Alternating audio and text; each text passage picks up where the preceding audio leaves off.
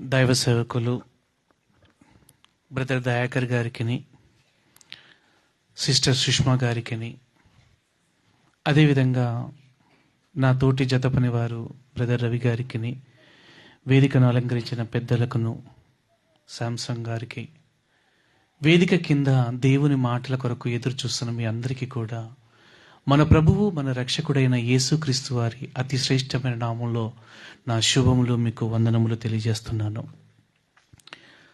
మంచి దేవుని వల్లారా, 2023వ సంవత్సరాన్ని విజయవంతముగా పూర్తి చేసుకొని 2024వ సంవత్సరంలోనికి అడుగుపెట్టాం. ఈ 2023వ సంవత్సరములు అనగా గత సంవత్సరము మన మధ్య నివసించిన వారు, మనతో ఉన్నవారు, మన స్నేహితులైన వారు, మన బంధువులు, మన రక్త సంబంధికులు ఎంతోమంది మరణం అనే పేరుతో వెళ్ళిపోయారు. ఎంతోమంది మరణం అనే పేరుతో వెళ్ళిపోయారు దేవుని పిల్లరా.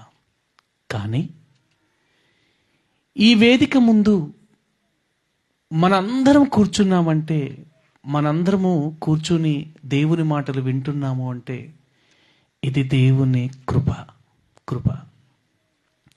ఆయన కృప వలనే మనందరం కూడా బ్రతికి ఉన్నాం దేవుని పిల్లారా, బ్రతికి ఉన్నాం. కానీ మనిషి ఏమనుకుంటున్నాడంటే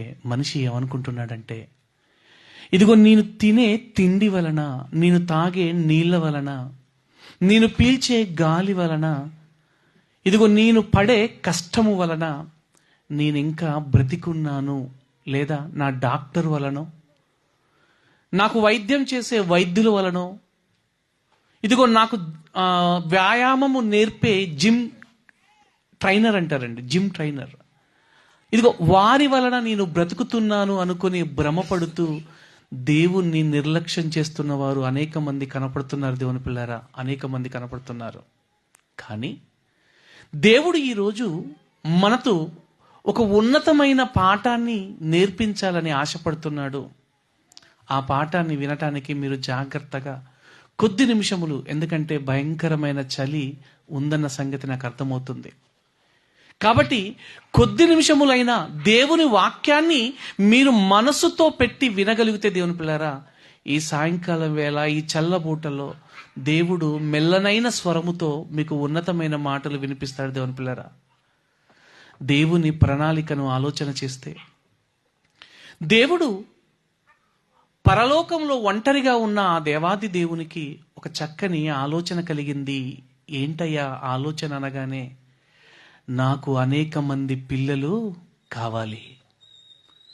నా పిల్లలు ఎలా ఉండాలి అంటే నా పోలికలో ఉండాలి. నా పోలికలో ఉండటమే కాకుండా నా పిల్లల గుణగణాలు ఎలాగుండాలంటే, నేను పరిశుద్ధుని గనక నా పిల్లలు కూడా పరిశుద్ధులుగా ఉండాలి అని దేవుడు ఒక చక్కని ఆలోచన కలిగి 6 రోజులు కష్టపడి ఈ విశ్వాన్ని తయారు చేశాడు దేవుని పిల్లరా. 6 రోజులు కష్టపడి ఇదిగో దేవుడు సూర్య చంద్ర నక్షత్రాలను, భూమిని, నీరును, ఆకాశాన్ని, గాలిని, అగ్నిని, వీటన్నిటిని కూడా దేవుడు ఇదిగో 6 దినాలు కష్టపడి తయారు చేశాడు దేవుని పిల్లరా. తయారు చేసి నా పిల్లలకు ఇవి సేవ చేయాలి, నా పిల్లల పాదాల చెంత ఇవి ఉండాలి అని దేవుడు కోరుకొని తన పిల్లలైన మనందరినీ కూడా భూమి మీదికి పంపించటం మొదలుపెట్టాడు. ఎవరి ద్వారా అంటే ఇదిగో ఆదాము ద్వారా. ఒకసారి చూడండి అపోస్తుల కార్యములు, దయచేసి చూడండి అపోస్తుల కార్యములు 17వ అధ్యాయము 26వ వచనాన్ని దయచేసి ఒక్కసారి మీరు చూడగలిగితే, అపోస్తుల కార్యములు 17వ అధ్యాయం 26వ వచనం, మరియు యావత్ భూమి మీద కాపురముండుటకు ఆయన దేవుడు ఒకడి నుండి ప్రతి జాతి మనుషులను చదవమ్మా. ప్రతి జాతి మనుషులను సృష్టించి వారు ఒకవేళ దేవుడిని తడువులాడి కనుగొందురేమో అని తన్ను వెదుకు నిమిత్తము నిర్ణయ కాలమును వారి నివాస స్థలము యొక్క పొరిమేలను ఏర్పరిచాడు. ఇదిగో దేవుడు చెప్తున్నాడు ఏంటయ్యా అంటే, నాకు పిల్లలు కావాలి, నా పిల్లలు ఎలా ఉండాలి అంటే నేను పరిశుద్ధుని గనక నా పిల్లలు కూడా పరిశుద్ధులుగా ఉండాలి అని దేవుడు జగత్తు పునాది వేయబడక మునిపే, అనగా ఈ విశ్వము పుట్టక మునిపే దేవుని ఆలోచనలో దేవుని సంకల్పములో మనందరము కూడా ఆయన సన్నిధిలో ఉన్నవారం. దేవుని పిల్లరా, ఆయన సన్నిధిలో ఉన్నవారం, ఆయన ఆలోచనలో ఉన్నవారం. మనం ఉన్న మనని దేవుడు ఏం చేశాడంటే, నా పిల్లలను భూమి మీదకి పంపించాలనుకున్న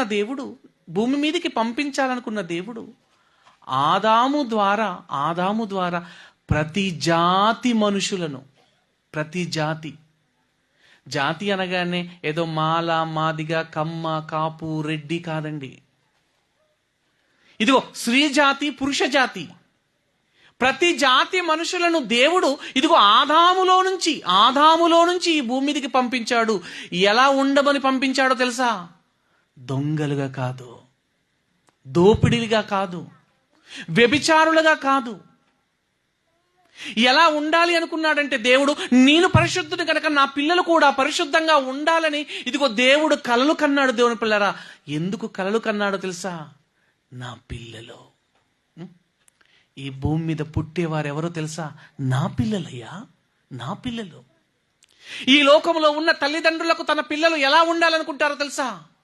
ఈ లోకంలో ఉన్న తల్లిదండ్రులు తన పిల్లలు ఎలా ఉండాలనుకుంటే, ఇదిగో నా పిల్లలు అందరికంటే ఉన్నతంగా ఉండాలి, అందరికంటే ఎక్కువ చదువుకోవాలి, అందరికంటే ఇదిగో ఉన్నతమైన స్థితిలోనికి వెళ్ళాలని ఈ లోకంలో ఉన్న తల్లిదండ్రులు ఎలాగైతే ఆలోచిస్తారో, మన కన్న తండ్రి కూడా ఆలోచన చేశాడు. ఏంటో తెలుసా? నా పిల్లలు పరిశుద్ధంగా ఉండాలి, నా పిల్లలు ఏ పాపానికి అంటుకోకూడదు, నా పిల్లలు పరిశుద్ధంగా ఉండాలి, నేను పరిశుద్ధుని గనక నా పిల్లలు కూడా పరిశుద్ధంగా ఉండాలని ఆ దేవాది దేవుడు ఎన్ని రోజుల నుంచో కలలు కని 6 దినాలు కష్టపడి 6 దినాల్లో ఈ విశ్వాన్ని తయారు చేసి ఈ విశ్వములో మొట్టమొదటైన ఆదామును భూమి మీదకి పంపించాడు. దేవుని పిల్లరా, ఆదాములో నుంచి ఇదిగో ప్రతి జాతి మనుషులను ఈ భూమి మీదకి పంపించాడు. పంపిస్తే మానవ జాతి ఏమైపోయిందో తెలుసా? పాపములో పడిపోయింది. దేవుని పిల్లరా, ఇదిగో పాపములో పడిపోయింది. ఎలా పాపము పేట్రగిపోయిందో తెలుసా? ఆదికాండము చూడండి దయచేసి ఒకసారి. ఆదికాండము దయచేసి మీ చేతిలో ఉన్న జీవగ్రంథం అందరూ కూడా తెలిసి ఆదికాండము 6వ అధ్యాయము 5వ వచనాన్ని చూడండి. నరుల చెడుతనము భూమి మీద గొప్పదనియు వారి హృదయము యొక్క తలంపులంతా ఊహ అంతయు ఎల్లప్పుడూ కేవలము చెడ్డది అని దేవుడు చూశాడు. దేవుని పిల్లరా, ఏమైపోయింది దేవుని కలలో? ఏమైపోయిందండి దేవుని కలలో? దేవుడేమో నేను పరిశుద్ధులు గనక నా పిల్లలు కూడా పరిశుద్ధంగా ఉండాలి, నేను ఎలాగైతే పరిశుద్ధంగా జీవిస్తున్నానో నా పిల్లలు కూడా ఏ కల్మషము లేని వారుగా, ఏ మలినము లేని వారుగా, ఏ డాగు లేని వారుగా, ఏ మచ్చ లేని వారుగా, ఏ నిందలు లేని వారుగా నా పిల్లలు ఈ భూమి మీద ఇదిగో నేను పుట్టించిన ఈ ప్రకృతిని అనుభవించుకుంటూ, నేను పుట్టించిన పండ్లను తినుకుంటూ, నేను పుట్టించిన ఆహారాన్ని తినుకుంటూ, నేను పుట్టించిన ఇదిగో ఈ జంతు జాలాన్ని తినుకుంటూ నా పిల్లలు నా పోలికలో ఉండాలని దేవుడు కలలు కంటే, ఆ దేవుని కలలలో ఆనందం లేదండి, బాధ కలుగుంది. ఏమంటున్నాడు చూడండి. నరుల చెడుతనము భూమి మీద గొప్పదనియు వారి హృదయము యొక్క తలంపులు ఊహ అంతయు ఎల్లప్పుడు కేవలము చెడ్డదని యెహోవా చూచి తాను భూమి మీద నరులను చేసినందుకు యెహోవా దేవుడు సంతాపము నుండి తన హృదయములో నొచ్చుకున్నాడట. తన హృదయంలో నొచ్చుకుంటాం అంటే ఏంటి? హృదయంలో నొచ్చుకోవడం అంటే ఏంటి? బాధ, వేదన, దుఃఖం. ఎందుకు దుఃఖం? దేవునికి ఎవరి వల్ల దుఃఖం? ఏమండి, దేవునికి ఎవరి వల్ల దుఃఖం తెలుసా? ఇదిగో ఈ సూర్యుడు వల్ల దుఃఖం కాదు, ఈ భూమి వల్ల దుఃఖం కాదు, ఈ నక్షత్రాల వల్ల దుఃఖం కాదు, ఈ చెట్ల వల్ల దుఃఖం కాదు, నీ వల్ల, నా వల్ల. నరులు అనే వారి మీద దేవుడు ఎన్ని ఆశలు పెట్టుకున్నాడో, ఈ నరజాతి ఏమైపోయిందంటే పాపానికి బానిసలుగా మారిపోయారు. దేవుని పిల్లరా, పాపానికి బానిసలుగా మారిపోయినప్పుడు దేవుడు ఏం చేశాడు తెలుసా? నోవాహు గారి దినములో జలప్రలయము రప్పించి ఏం చేశాడు తెలుసా? అందరిని చంపేశాడు. దేవుని పిల్లరా, అందరినీ. కేవలం ఒక నోవాహు కుటుంబాన్ని మాత్రమే రక్షించి, ఒక యనమండుగురుని మాత్రమే రక్షించి, మిగతా వారంతా కూడా జలప్రలయంలో ఇదిగో సమాధి చేశాడు, జల సమాధి చేశాడు. ఎందుకు జల సమాధి చేశాడో తెలుసా? పిల్లలు మొదలుకొని పెద్దల వరకు పాపములో పడిపోయారు. దేవుని పిల్లరా, పిల్లలు మొదలుకొని పెద్దల వరకు పాపములో పడిపోతే దేవుడు ఏం చేశాడు తెలుసా? నా పిల్లలు ఎన్ని చెప్పినా మారరు, ఇదిగా నా పిల్లలు ఈ భూమి మీద బతకడానికి అవసరం లేదు, నా పిల్లలందరినీ కూడా చంపేయాలంత కోపం వచ్చింది. సంతాపము నొందాడు, హృదయములో నొచ్చుకుని ఏం చేశాడు తెలుసా?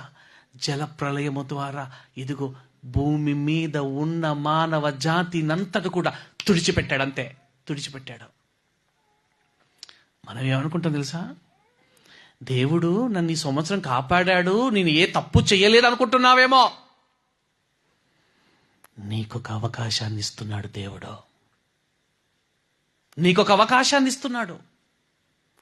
ఇదిగో ఆ రోజు నోవాహు జలప్రలయము వచ్చినప్పుడు మనుషులంతా కూడా ఎంటున్నారు తెలుసా? ఇదిగో వృద్ధులు మొదలుకొని బాలుల వరకు, బాలులు మొదలుకొని వృద్ధుల వరకు పాపములో పడిపోయారు. పాపములో పడిపోయిన ఆ మానవ జాతిని చూసినప్పుడు దేవుడు తన హృదయంలో నొచ్చుకున్నాడు. ఇలాంటి వారి కొరక నేను భూమిని తయారు చేసింది, ఇలాంటి వారి కొరక నీకు ఆకాశాన్ని తయారు చేసింది, ఇలాంటి వారి కొరక నేను నక్షత్రాలను తయారు చేసింది, ఇలాంటి వారి కొరక జంతువులను తయారు చేసింది నేను. వద్దు, వీళ్ళందరినీ నాశనం చేయాలి. ఒకవేళ వీళ్ళే గనక బ్రతికి ఉంటే ఇక పుట్టబోయే తరాన్ని కూడా ఏం చేస్తారు? పాడు చేస్తారని దేవుడు తెలుసుకొని ఏం చేస్తాడు తెలుసా? ఆ నరజాతినంతటిని కూడా నాశనం చేశాడు. దేవుని పిల్లరా, నాశనం చేశాడు. ఆ తర్వాత ఒకే ఒక కుటుంబం మిగిలింది. ఆ కుటుంబం ఎవరు? నోవాహు గారి కుటుంబం. నోవాహు గారు, తన భార్య, తన 3 కుమారులు, తన 3 కోడళ్ళు.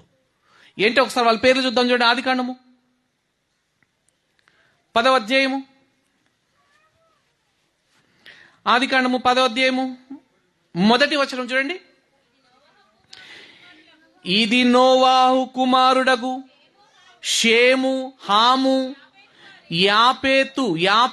ఏం పేరట? నోవాహు గారి పిల్లల పేర్లేంటి? షేము, హాము, యాపేతు. జాగ్రత్తగా వినండి. షేము, హాము, యాపేతు.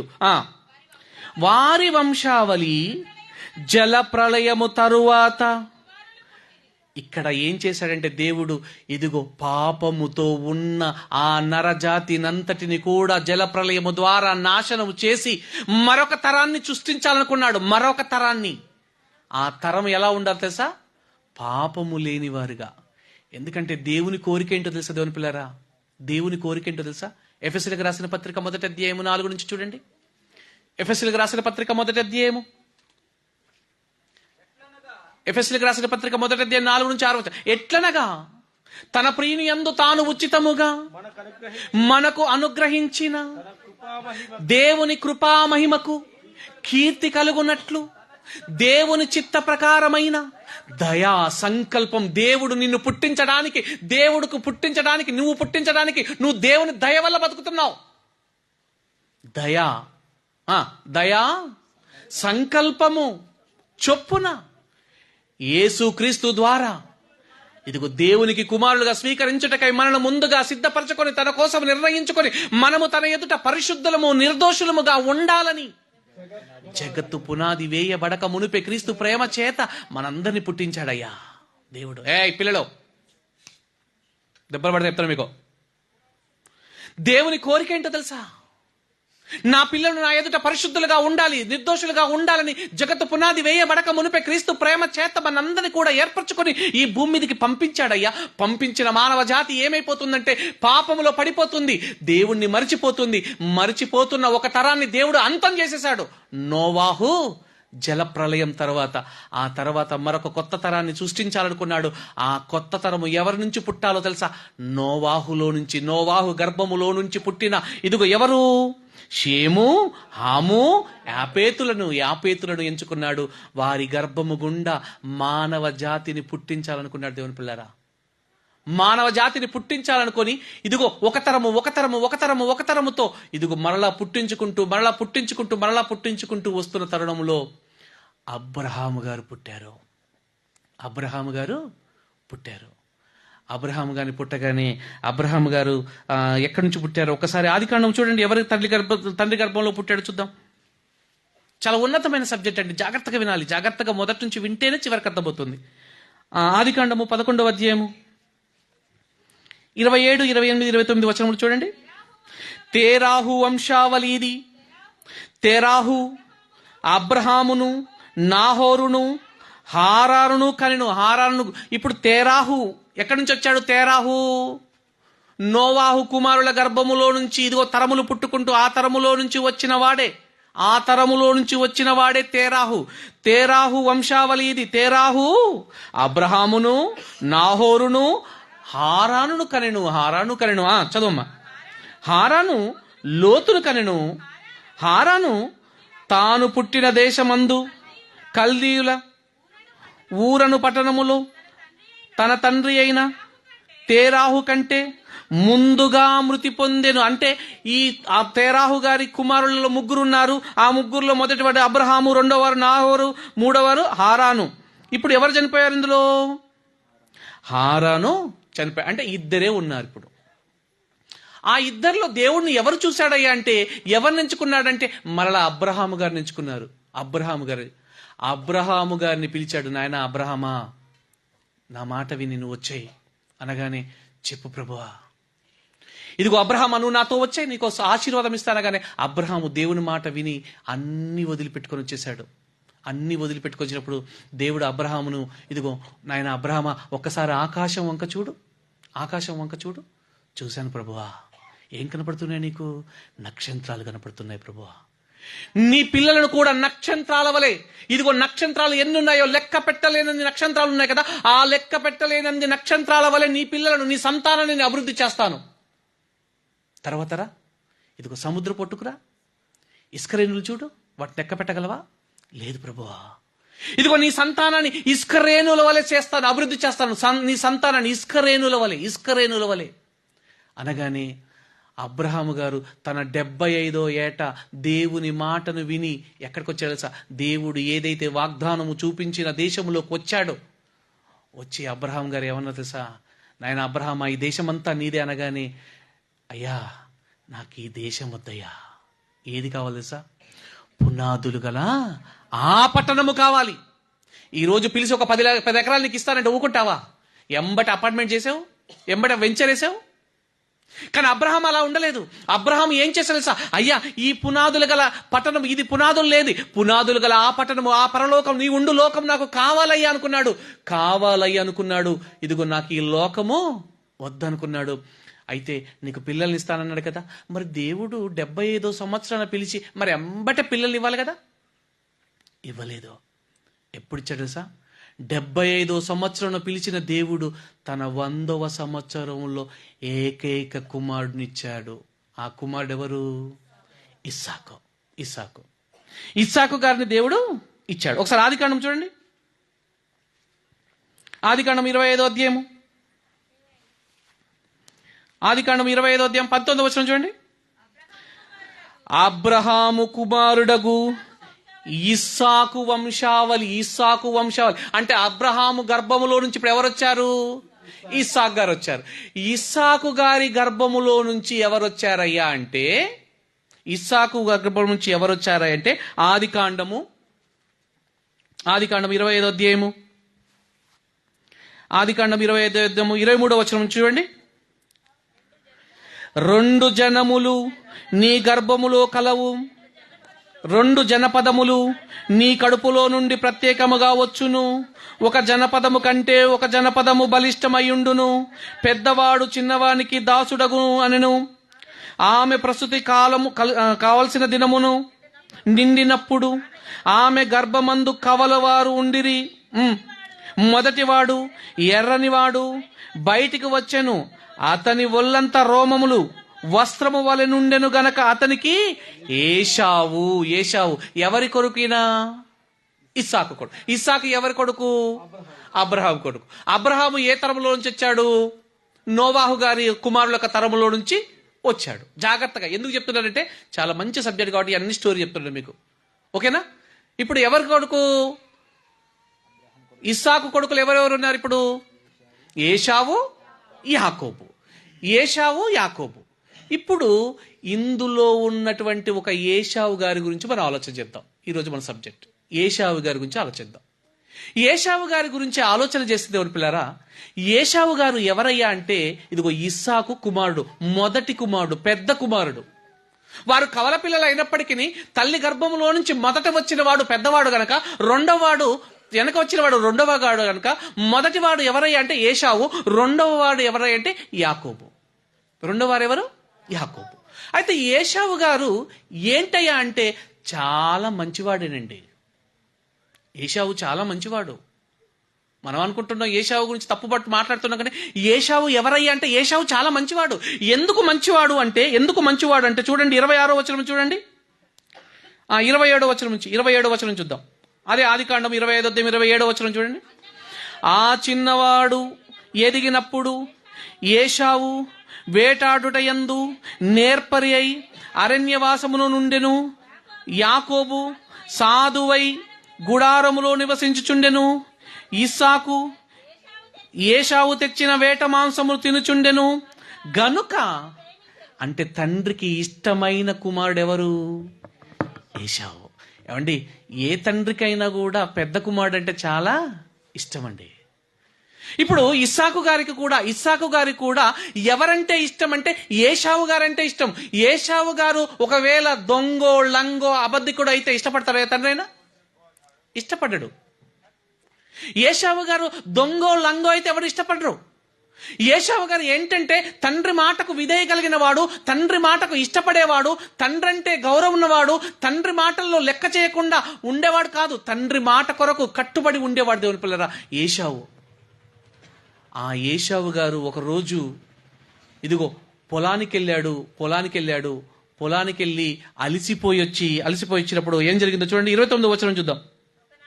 ఒకనాడు యాకోబు కలగూర వంటకము వండుకొనుచుండగా ఏశావు అలసిన వాడై పొలములో నుండి వచ్చి, నేను అలసి ఉన్నాను, ఆ ఎర్ర నేనున్న దానిలో కొంచెము దయచేసి నాకు పెట్టుమని అడిగెను. అందుచేత అతని పేరు ఎదోము అనబడెను. 31వ వచనం. అందుకు యాకోబు, ఇక్కడ యాకోబు ఎవరు? తమ్ముడు. ఏశావు ఎవరు? అన్న పొలంలోకి వెళ్ళి అలసిపోయి వచ్చాడు, ఆకలితో ఉన్నప్పుడు తమ్ముడు యాకోబు ఏం చేస్తున్నాడు? వంట వండుతున్నాడు. ఏం కూరది? ఎర్రెర్రని చిక్కుడుగాయ కూర. ఎర్రెర్రని చిక్కుడుగాయ కూర వండుతున్నప్పుడు ఈయనకు ఆకలైంది. నా తమ్ముడు అన్నం పెట్టరా అన్నప్పుడు ఏమనాలి తమ్ముడు? సరే అన్న, కాలు చేతులు కడుక్కో, పెడతా అనాలా? యాకోబు ఏమంటున్నాడు చూడండి.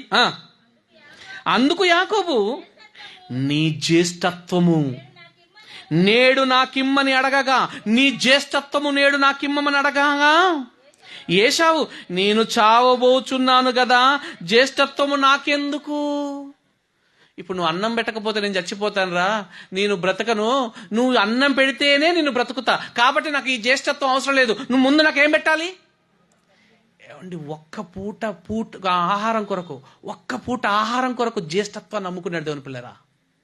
ఒక్క పూట ఆహారం కొరకు జ్యేష్ఠత్వాన్ని అమ్ముకున్నాడు. ఎవరు? ఏశావు. మరి యాకోబైనా కూడా నా అన్నే కదా, నా అన్నకు నేను భోజనం పెడితే తప్పేంటి అనుకున్నాడా? ఈయన కూడా ఎందుకంటే ఈయన కూడా మోసగాడు అని బైబిల్లో రాయుంది. ఎందుకు మోసగాడు అంటే ఒక ఆహారాన్ని ఎర చూపించి అన్న దగ్గర ఏం చేశాడు? జ్యేష్ఠత్వాన్ని కొట్టేశాడు దేవుని పిల్లరా. జ్యేష్ఠత్వాన్ని జ్యేష్ఠత్వాన్ని కొట్టబడింది. ఒకసారి చూడండి ఏమంటున్నాడు చూడండి. యాకోబు నేడు నాతో ప్రమాణము చేయముండును. అతడు యాకోబుతో ప్రమాణము చేసి అతనికి జ్యేష్ఠత్వమును అమ్మివేశాడండి. ఏశావు చేసిన తప్పేంటో తెలుసా? తన జ్యేష్ఠత్వము ఒక్క పూట కూటి కొరకు దేవుడిచ్చే ఆశీర్వాదములు, తండ్రిచ్చే ఆశీర్వాదములు వదులుకొని ఇది ఒక్క పూట కూటి కొరకు ఆశపడ్డాడు. దేవుని పిల్లరా, ఒక్క పూట కూటి కొరకు ఆశపడ్డాడు. అందుకోసం ఏమంటాడు చూడండి, హెబ్రీయులకు రాసిన పత్రికలో ఒక చక్కని మాట అంటాడు చూడండి. హెబ్రీయులకు రాసిన పత్రిక 12వ అధ్యాయము, హెబ్రీయులకు రాసిన పత్రిక 12వ అధ్యాయము 16-17 వచనములు చూడండి. ఒక్క పూట కూటి కొరకు తన జ్యేష్ఠత్వపు హక్కును అమ్మివేసిన ఏశావు వంటి భ్రష్టుడు. దేవుడు ఏమంటున్నాడు తెలుసా? ఒక్క పూట కూటి కొరకు నీ జ్యేష్ఠత్వాన్ని అమ్ముకుంటావారా? ఒక్క పూట కూటి కొరకు. ఒక పూట తినకపోతే చచ్చిపోవు కదా నువ్వు. ఒక్క పూట తినకపోతే నువ్వు చచ్చిపోవు కదా. ఒక్క పూట ఆహారం కొరకు, ఒక్క పూట నీ కడుపు నింపుకోవడం కొరకు నీ జ్యేష్ఠత్వాన్ని అమ్ముకుంటావా? తండ్రిచ్చే ఆశీర్వాదాలు అమ్ముకుంటావా? నువ్వు భ్రష్టుడివి. ఏమంటున్నాడు? ఒక్క పూట కూటి కొరకు తన జ్యేష్ఠత్వాన్ని హక్కును అమ్మివేసిన ఏశావు వంటి భ్రష్టుడైనను వ్యభిచారైనను ఉండునేమో అనియు. ఏమండి, ఒక్క పూట కూటి కొరకు జ్యేష్ఠత్వాన్ని అమ్ముకున్నందుకు దేవుడు ఆయనకి ఏం పేరు పెట్టారు? భ్రష్టుడు వ్యభిచారి. ఒక్క పూట కూటి కొరకు. దొంగతనం చేయలేదండి ఏశావు, ఎక్కడ వ్యభిచారం చేయలేదండి ఏశావు, ఎక్కడ అబద్ధాలు ఆడలేదండి ఏశావు ఏ తప్పు చేయలేదండి. ఆయన చేసిన తప్పల్లా ఏంటంటే తన జ్యేష్ఠత్వాన్ని అమ్ముకున్నాడు అంతే. అమ్ముకున్నందుకే దేవుడు ఏమన్నాడు తెలుసా? ఒరే భ్రష్టుడవురా, ఒరే వ్యభిచారివురా నువ్వు అన్నాడు దేవుడు. ఏమండి, ఒక్క పూట కూటి కొరకు ఏం చేశాడంటే తన జ్యేష్ఠత్వాన్ని అమ్ముకున్నందుకు దేవుడు ఏమంటున్నాడు? ఒక్క పూట కూటి కొరకు తన జ్యేష్ఠత్వాన్ని హక్కును అమ్మివేసిన ఏశావు వంటి భ్రష్టుడైనను వ్యభిచారైనను ఉండునేమో అనియు జాగ్రత్తగా చూచుకోండి అంటున్నాడు. ఒక్క పూట కూటి కొరకు ఆశీర్వాదాలు పోగొట్టుకుంటున్నారు చాలా మంది. ఈ రోజు దేవుని మందిరంలో ఆశీర్వాదాలు వస్తాయని తెలుసు నీకు. ఏశావును చూసి ఏమనుకుంటున్నావు? ఒక్క పూట కూటి కొరకు తన జ్యేష్ఠత్వం హక్కును అమ్మేసుకున్నందుకు ఆయన భ్రష్టుడు వ్యభిచారి అంటున్నావు కదా. నువ్వు దేవుని మందిరానికి రాకుండా ఎన్ని రోజులు తప్పించుకున్నావు? ఈ 2023 సంవత్సరంలో దేవుడిచ్చే ఆశీర్వాదాలు ఎన్ని పోగొట్టుకున్నావు తెలుసా నువ్వు? మరి నన్నేమనాలి? భ్రష్టుడు అనాలా? వ్యభిచారి అనాలా? దొంగ అనాలా? ఏమనాలండి? ఎన్ని ఆశీర్వాదాలు పోగొట్టుకున్నా తెలుసా? మందిరానికి రాకుండా అయ్యగారు ఎన్నిసార్లు మందిరానికి రండి అని చెప్పినా కూడా వినకుండా దేవుని ఆశీర్వాదాలు పోగొట్టుకుంటున్న మనము భ్రష్టులం కాదంటారా? మందిరానికి రండయ్యా అని ఎన్ని మార్లు బతిమలాడినా కూడా ఎన్నో సాకులు చెప్పి తప్పించుకొని తిరుగుతున్నావే. ఒక్క పూట ఆహారం కొరకు తన జ్యేష్ఠత్వాన్ని అమ్ముకున్న ఏశావును చూసి భ్రష్టుడు వ్యభిచారి అని నువ్వు ఏలెత్తి చూపిస్తున్నావు కదా. మరి మందిరానికి రాకుండా ఈ 2023 సంవత్సరం ఎన్నిసార్లు తప్పించుకున్నావు? అయినా నిన్ను దేవుడు బ్రతకనిస్తున్నాడయ్యా.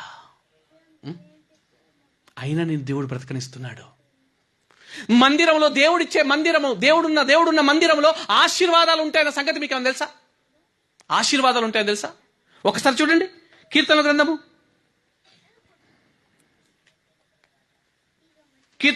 36వ అధ్యాయము. పిల్లలు మాట్లాడేకండి. కీర్తనల గ్రంథం 36వ అధ్యాయము 8, 9, 10 వచనములు చూడండి. నీ మందిరము యొక్క సమృద్ధి వలన వారు తృప్తి నొందుతున్నారు. నీ ఆనంద ప్రవాహములోని నువ్వు వారికి త్రాగనిచ్చుచున్నావు. నీ యొద్ద జీవపు ఊట కలదు. నీ వెలుగు పొందుతూ మేము వెలుగు చూచుచున్నాము. ఏమండి, దేవుని మందిరంలో ఏముంది తెలుసా? సంతృప్తి ఉందండి, సమృద్ధి ఉంది. దేవుని మందిరానికి వస్తే ఇదిగో దేవుని మందిరంలో నీకు ఆశీర్వాదం ఉంది. ఈ రోజు నువ్వు బ్రతుకుతున్నావంటే నీ గొప్పతనం కాదు. ఈ రోజు నువ్వు బ్రతికి బట్ట కట్టుకుతున్నావు నీ గొప్పతనం కాదు. నువ్వు మందిరానికి వస్తే దేవుడు ఇచ్చే ఆశీర్వాదాలు పొందుకుంటావు. దేవుని పిల్లరా, ఒక్క పూట కూటి కొరకు ఏశావు తన జ్యేష్ఠత్వాన్ని అమ్ముకున్నట్లుగా నువ్వు ఏం చేస్తున్నావు తెలుసా? ఒక్క పూట ఆదివారం ఏదైనా డబ్బులు వచ్చే పని రానియండి, మందిరాన్ని వదిలేస్తాం. వదిలేయమా? ఎక్కువ పని ఉందనుకోండి, ఒక 5,000 రూపాయల పని ఉందనుకోండి, ఏం చేస్తాం తెలుసా? ఆ రోజు మందిరానికి రాకుండా ఏం చెప్తావు తెలుసా? అయ్యగారు నా ఒంట్లో బాగలేదండి, అందుకోసం రాలేదండి అని చెప్తావు. నీ జ్యేష్ఠత్వపు హక్కును నువ్వు కూడా అమ్ముకుంటున్నావా? ఏశావులా? మందిరానికి రాకుండా నీ ఆశీర్వాదాన్ని పోగొట్టుకుంటున్నావయ్యా నువ్వు అనుకుంటున్నావు కదా, ఇదిగో మందిరానికి రాకపోతే అయ్యగారికి ఏదో ఒక అబద్ధం చెప్పి సాకు చెప్పి తప్పించుకోవాలని అనుకుంటున్నావేమో, కానీ నువ్వు ఆశీర్వాదం పోగొట్టుకుంటున్నావు అన్న సంగతి నీకు అర్థం కావట్లేదు. నువ్వు మందిరానికి రాకపోతే నువ్వు బ్రతకవయ్యా. ఎందుకంటే నీ కళ్ళ ముందు ఎంతమంది మరణిస్తున్నారో చూడండి అయ్యా. ఒక్కసారి వెళ్ళి చూడండి, రోడ్ల మీద వెళ్ళి చూడండి, ఎంతమంది యాక్సిడెంట్లో చచ్చిపోతున్నారు, ఎంతమంది హాస్పిటల్లో ఇదిగో గుండె పోటులతో చచ్చిపోతున్నారు, రోగాలతో చచ్చిపోతున్నారు, రొప్పులతో చచ్చిపోతున్నారు, వ్యాధులతో చచ్చిపోతున్నారయ్యా. ఈ 2023 సంవత్సరం వరకు దేవుడు నిన్ను కాపాడుతున్నాడంటే ఆయన ఆశీర్వాదం పొందుకోవడానికి రావా? ఒక పూట ఆహారం కొరకు జ్యేష్ఠత్వాన్ని అమ్ముకున్న ఏశావునే భ్రష్టుడు, వ్యభిచారి అంటున్నావు కదా, మరి నువ్వు జ్యేష్ఠత్వంతో పాటు ఆశీర్వాదాలు కూడా అమ్ముకుంటున్నావు కదా ఈ లోక జీవన వృత్తి కోసం. నిన్నేమనాలి మరి? ఏమనాలి ఏమనాలి మన్ని? అందుకోసమేనా దేవుడు నిన్ను పుట్టించింది? నీ ఆశీర్వాదం పోగొట్టుకోవడానికి దేవుడు నిన్ను పుట్టించింది. అందుకోసమే తల్లి గర్భంలో నేను ఏర్పరచుకుంది. అందుకోసమే నీకు ఆరోగ్యాన్ని ఇస్తుంది దేవుడు. ఇన్ని ఆరోగ్యాన్ని ఇచ్చి, ఇంత ఆహారాన్ని ఇచ్చి, నీకు కావాల్సిన అన్ని కూర్చోబెట్టాడు కదా ఈ భూమిలో. నీకు కావాల్సిన గాలిని పెట్టాడు, నీకు కావాల్సిన ఆహారాన్ని పెట్టాడు, నీకు కావాల్సిన మొక్కల్ని పెట్టాడు, నీకు కావాల్సిన జంతువులు పెట్టాడు, నువ్వు అలంకరించుకోవడానికి బంగారాన్ని పెట్టాడు. ఇదిగో నీకు కావాల్సిన అన్ని కూడా దేవుడు ఈ 6 దినాలు కష్టపడి ఈ విశ్వంలో నిన్ను పెట్టి, నిన్ను రాణిగా రాజుగా ఈ భూమి మీదకి పంపి పరిశుద్ధులుగా ఉండమని పంపిస్తే ఆశీర్వాదాలు అమ్ముకుంటున్నారేంటయ్యా మీరు? ఆదివారం రాగానే మందిరానికి ఎగగొట్టే వాళ్ళకి ఇది జాగ్రత్త. 2023 సంవత్సరం అమ్మయ్య బ్రతికి బట్టగట్టాములే అనుకోకో. 2024 సంవత్సరం నీకు చివరి సంవత్సరం కావచ్చు, మరి జాగ్రత్తగా. 2024 సంవత్సరం ఈ భూమి నుంచి వెళ్ళిపోతావేమో, జాగ్రత్త. మందిరానికి రాకుండా, దేవుని ఆశీర్వాదాలు పొందకుండా, దేవుని మందిరంలో ఉన్న సమృద్ధిని పొందుకోకుండా నువ్వు తప్పించుకొని తిరుగుతున్నావా? మరణం వస్తుంది దేవుని పిల్లారా. మృత్యువు వెంటాడుతుంది. ఏ క్షణము, ఏ రోజు, ఏ గడియలో నిన్ను మృత్యు కబలిస్తుందో తెలియదు కదా దేవుని పిల్లారా. కాడి రమ్మంటుంది, ఊరు పొమ్మంటుంది దేవుని పిల్లారా. మన పరిస్థితి అలాగే ఉంది. ఇంతలో కనబడి అంతలో మాయమైపోయే ఆవిరి వంటి మన బ్రతుకులు. ఈ ఆవిరి వంటివైన బ్రతుకులను దేవుని దగ్గరకు వచ్చి ఆయన అమరత్వంలోకి వెళ్ళిపోవాలి కదా దేవుని పిల్లారా. మనం అమరత్వంలోకి వెళ్ళిపోవాలి కదా.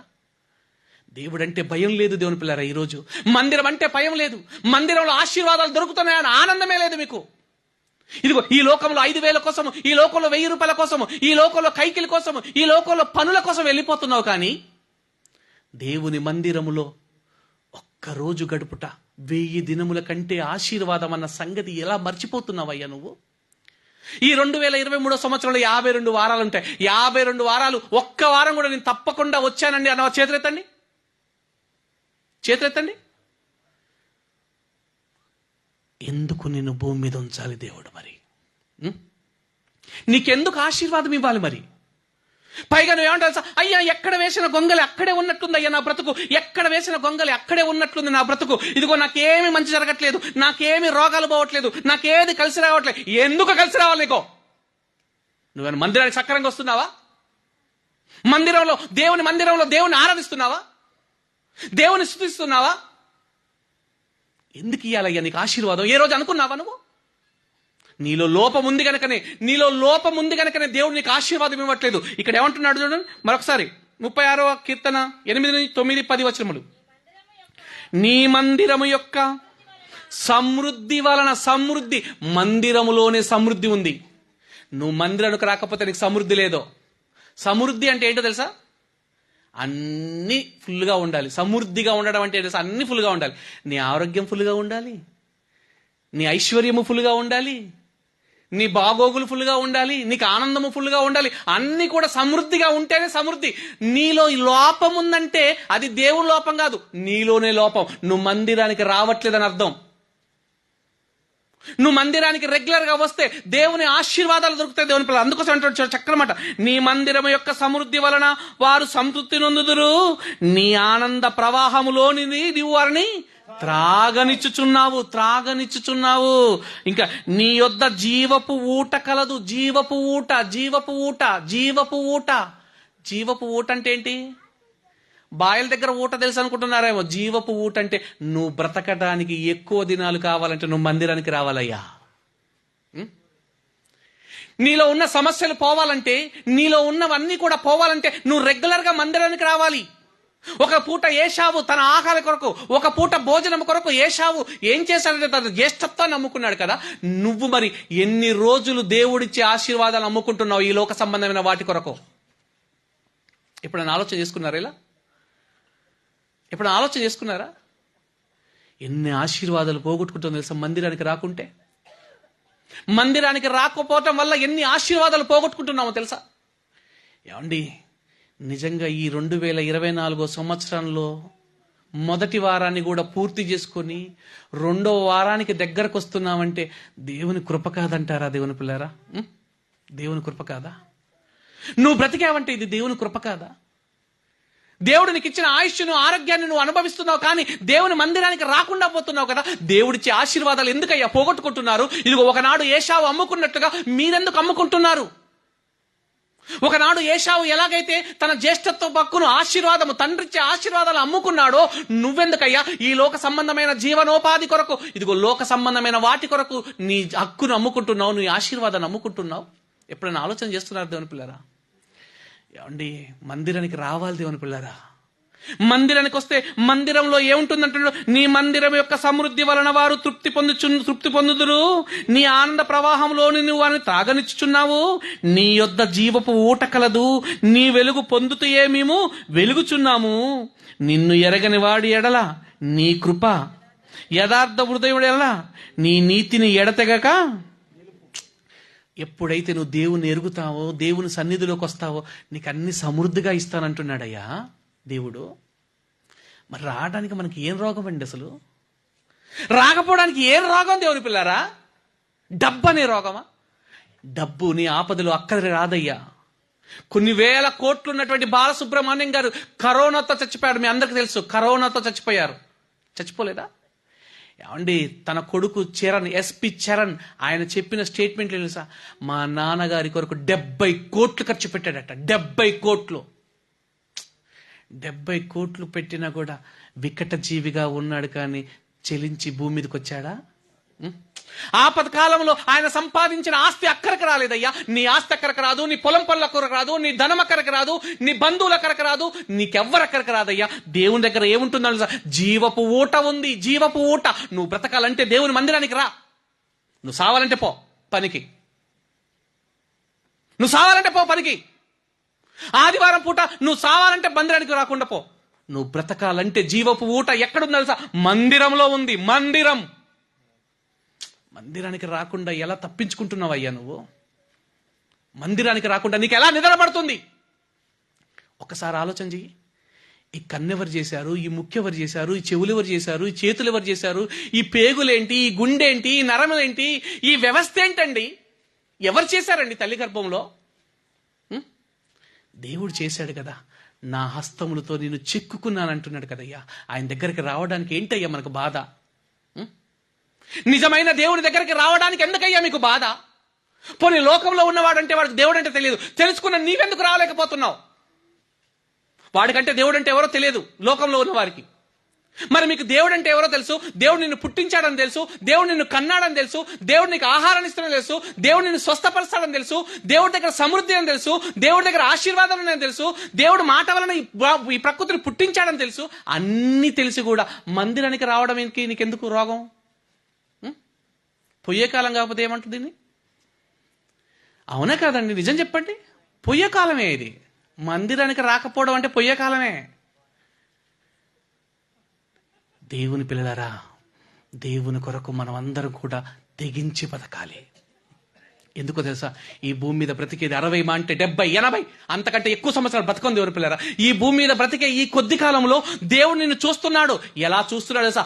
ఆకాశ సింహాసనంలో కూర్చున్న దేవుడు కన్నులారా నిన్ను చూస్తున్నాడు. నువ్వు మందిరానికి ఎప్పుడు వస్తావో, ఎలా వస్తావో, ఏ ఆలోచనలతో వస్తావో, ఎలా పాటలు పాడతావో, నీ వేషధారణ ఏంటో, నీ ప్రవర్తన ఏంటో అన్ని కూడా దేవుడు చూస్తున్నాడు. కనుక నీ ప్రవర్తన జాగ్రత్తగా ఉండాలని ప్రసంగి గ్రంథంలో రాయించాడు. నువ్వు మందిరంలోకి వెళ్ళినప్పుడు నీ ప్రవర్తన జాగ్రత్త ఉంటున్నాము మనం. ఇంటికాడైతే ఎవరన్నా పెద్దలు ఆఫీసర్లతో మాత్రం మంచిగా కూర్చొని రెడీ అయిపోతావు. మందిరానికి వస్తే ఎక్కడ పడితే కూర్చుంటావు, గోడ కూర్చుంటావు, ఒక కునుకుపాటు తీస్తావు, ఫ్యాన్ కింద కూర్చుంటావు. ఇందుకా నిన్ను బ్రతికించింది? ఇందుకా? అదే 2023 సంవత్సరంలో నీ గుండె ఆగిపోతే పరిస్థితి ఏంటి? 2023 సంవత్సరంలో నీ గుండె ఆగిపోతే నీ పరిస్థితి ఏంటి? ఈ 2024 సంవత్సరం చూడగలవా? దేవుని కృప కాదా నువ్వు బ్రతికింది? నీ కృప, దేవుని కృప కాదండి మనం బ్రతకడానికి? మరి ఆ దేవుని దగ్గరికి రావడానికి ఏంటండి మనకు బాధ? దేవుని దగ్గర ఏముంటుందన్నాడు? నీ యొద్ద జీవపు ఊట కలదు, నీ వెలుగును పొందుతోయే మేము వెలుగు చూచుచున్నాము. నిన్ను ఎరిగిన వారి ఎడల నీ కృప, యథార్థ హృదయముల ఎడల నీ నీతిని ఎడతెగక నిలుపుతున్నావు. నువ్వు ఎప్పుడైతే నమ్మకంగా దేవుని మందిరానికి వస్తావో, ఎప్పుడైతే దేవునికి నమ్మకంగా బ్రతుకుతావో, ఎప్పుడైతే దేవునికి నమ్మకంగా నువ్వు ఇస్తావో, దేవునికి ఎప్పుడైతే నీ హృదయాన్ని ధారాళంగా ఇస్తావో, దేవునికి నీ సమయాన్ని, నీ ధనాన్ని, నీ యొక్క ప్రతి ఒక్కటి కూడా సర్వము దేవునికి నువ్వు ఇవ్వగలిగితే నిన్ను ఆశీర్వదించటానికి ఆయన చేతులు ఏం కురచగా లేవయ్యా. ఆయన సకల ఆశీర్వాదములకు కారణభూతుడైన ఆయన మాటతోనే ఈ సృష్టిని సృష్టించినవాడు, ఆయన మాటతోనే సముద్రాన్ని సృష్టించినవాడు, ఆయన మాటతోనే నక్షత్రాలు కలిగించినవాడు, ఆయన మాటతోనే ఈ ప్రపంచాన్ని కలిగించిన ఆ దేవాది దేవుడు నీ చెంత ఉండగా నీకెందుకయ్యా చింత? దేవుడు నీ దగ్గర లేడు గనక నీకు చింత. ఎప్పుడు చూసినా రంది పెట్టుకుని ఉంటావు. ఏందమ్మా అంటే ఏదో ఒక బాధ అయ్యగారు, ఏదో ఒక బాధ. ఎందుకు బాధ? నువ్వు దేవుని దగ్గర రావట్లేదు కనుక బాధ. వస్తే నీకెందుకు బాధ అండి? బాధలు ఎందుకు వస్తాయో తెలుసా? నువ్వు దేవుని దగ్గర నమ్మకంగా లేవు. నమ్మకంగా ఉన్నవాడికి దేవుడు ఏమంటున్నాడు చూడండి. సామెతల గ్రంథము 28వ అధ్యాయము, 20వ వచనం చూడండి. సామెతల గ్రంథము 28వ అధ్యాయం 20వ వచనము. నమ్మకమైన వారికి దీవెనలు మెండుగా. నువ్వు నమ్మకంగా మందిరానికి వస్తే దేవుడు నీకేమిస్తాడు? నువ్వు నమ్మకంగా రావట్లే కనుక నీకు దీవెనలు రావట్లేవు. ఎక్కడ వేసిన గొంగలి అక్కడే ఉన్నట్టుంది అయ్యగారు మా బ్రతుకులు. ఎక్కడయ్యా రెక్కాడితే గాని డొక్కాడో. ఈ ఆ మాటలు. నా దేవుడు నా చెంత ఉండగా నాకెందుకండి చింత? సర్వేశ్వరుడు ఉండగా నాకెందుకండి చింత? సకల ఐశ్వర్యములకు, సకల ఆశీర్వాదములకు కారణభూతుడైన ఆ కన్న తండ్రి నా చెంత ఉండగా నాకెందుకు చింత అనే ఆలోచన ఎవరికైనా మీకు కలుగుతుందా? నువ్వు మందిరానికి రా. ఈ 2024 సంవత్సరంలో మొదటి ఆదివారం ఎలాగో గడిచిపోయింది. ఇంకా 51 వారాలు మాత్రమే ఉన్నాయి. ఈ 51 వారాలు దేవుని మందిరంలో నువ్వు గడపగలిగితే, ఈ 51 వారాలు నువ్వు దేవుని మందిరంలో గడపగలిగితే ఈ సంవత్సరం బ్రతుకుతావు. ఒకవేళ మందిరానికి ఎగ్గొట్టి, దేవుని పనులకు ఎగ్గొట్టి, దేవుని మాటలకు ఎగ్గొట్టి నువ్వు ఎక్కడో తప్పించుకోవని తిరగాలనుకున్నావో నీ శాల్తి గల్లంతే. అప్పుడు ఏం చేస్తారు సార్? నీ వెనక పాట పాడుతూ ఉంటారు. ఏం పాటది? పరదేశులమో ప్రియులారా మన పురమిది కాదిప్పుడు. అప్పుడు గుర్తుకొస్తుంది అనమాట. అప్పుడు పరదేశంలో అనుకుంటారు. కాదు దేవుడి పిల్లరా, నువ్వు బ్రతుకున్నప్పుడే ఇది దేశం నా దేశం కాదు. అబ్రహాం గారు కూడా అదే అనుకున్నారు. అయ్యా ఇది నా దేశం కాదు, ఇది పరదేశం. నేను ఎక్కడుండాలో తెలుసా? నీవున్న లోకం అయ్యా, నీవున్న లోకం నాకు కావాలి. ఆ పునాదులు గల ఆ పట్టణము కావాలి. నువ్వు కూడా చనిపోయిన తర్వాత నువ్వు ఎక్కడికి వెళ్తావు తెలుసా? నువ్వు చనిపోయిన తర్వాత దేవుడి దగ్గరికి వెళ్ళాలంటే దేవుడిచ్చిన ఆయుష్ కాలంలో, దేవుడిచ్చిన బ్రతుకు కాలంలో, దేవుడిచ్చిన ఈ భూమి మీద నీకు ఇచ్చిన బ్రతుకు కాలంలో నువ్వు దేవుని కొరకు నమ్మకంగా బ్రతుకు. నీ మాట జాగ్రత్తగా ఉండాలి, నీ చూపు జాగ్రత్తగా ఉండాలి. ఎందుకంటే దేవుడు కోరుకునేది ఏం తెలుసా? పరిశుద్ధత. అందుకోసం అంటాడు దేవుడు, నేను పరిశుద్ధుని గనక మీరును కూడా పరిశుద్ధులుగా ఉండాలి. నీ మాట పరిశుద్ధంగా ఉందా? అబద్ధాలు ఆడుతున్నావా? బూతులు తిడుతున్నావా? జాగ్రత్త. నీ చూపు జాగ్రత్త, నీ మాట జాగ్రత్త, నీ చూపు జాగ్రత్త, నీ హృదయం జాగ్రత్త, నీ ప్రవర్తన జాగ్రత్త. నీ జాగ్రత్తగా ఉంటేనే బ్రతుకుతావు. ఒకవేళ నువ్వు జాగ్రత్తగా లేకపోతే ఏమైపు తెలుసా? వెళ్ళిపోతావు. నిన్ను మోసుకెళ్ళిపోతారు, నిన్ను నలుగురు మోసుకెళ్ళిపోతారు, నిన్ను పెట్టెలు పెడతారు, ఆ పెట్టె పైన మూత కొడతారు, నిన్ను నలుగురు తీసుకెళ్ళిపోతారు, మట్టి తవ్వుతారు, గుంట తవ్వుతారు, ఆ గుంటలు నిన్ను పాతి పెడతారు. నలుగురు వచ్చి ఏం చేస్తారు? మట్టేస్తారు. జవాన్ పిల్లరా, మరి జాగ్రత్త. మట్టేసే రోజులు రాబోతున్నాయి. ఇది అందరికీ జరుగుతుంది. అందరికీ మరణం ఉంది. ఈ భూమి మీద పుట్టిన ప్రతి ఒక్కడికి మరణం ఉంది. ఆ మరణం వచ్చేంత వరకు దేవుని యందు నువ్వు నమ్మకంగా ఉన్నావా, దేవుని దీవెనలు పొందుకున్నావా, నువ్వు మరణించిన తర్వాత పరలోకానికి వెళ్ళిపోతావు. ఒకవేళ నువ్వు దేవుని దీవెనలు పొందుకోకుండా నా ఇష్టం లే, నీలే, నాదిలే, తింటాను, తాగుతాను, తిరుగుతాను, వ్యభిచారం చేస్తాను, అబద్ధాలాడతాను, దొంగతనం చేస్తాను అనుకుంటున్నావా, నీకు నరకం తప్పదు. దేవుని పిల్లరా, నరకం తప్పదు.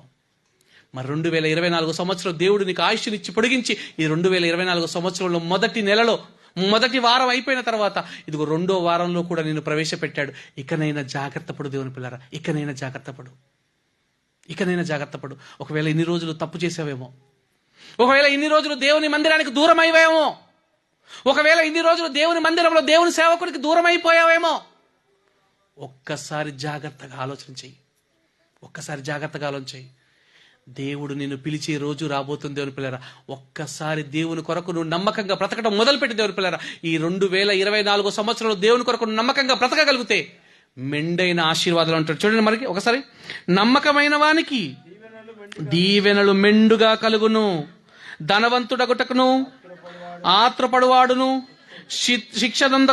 శిక్షనందకపోడు. నువ్వు ధనం వైపు పరిగెట్టావో నీకు శిక్ష. దేవుని వైపు పరిగెట్టావు. ఏశావుల ఒక్క పూట కూటి కొరకు జ్యేష్ఠత్వాన్ని అమ్ముకోకు, ఆశీర్వాదాలు అమ్ముకోకు. ఏదో ఆదివారం ఏదో సంపాదన వస్తుంది కదా, ఆదివారం డబ్బులు వస్తాయి కదా, ఆదివారం పని ఉంటే కదా, వెళ్ళిపోకో, నీకు ఆశీర్వాదాలు పోతాయి. దేవుని పిల్లరా, జాగ్రత్త. ఈ 2024 సంవత్సరం దేవుని కొరకు నమ్మకంగా బ్రతకాలని కోరుకుంటున్నా. మాటలు ముగిస్తాను. తల వంచని ప్రార్థన చేసుకుందాం.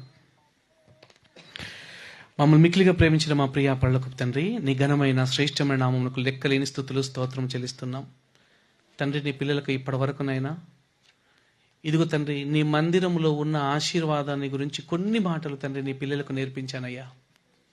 అవును తండ్రి, మందిరానికి రాకుండా ఎన్నో ఆశీర్వాదాలు పోగొట్టుకుంటున్నారయ్యా.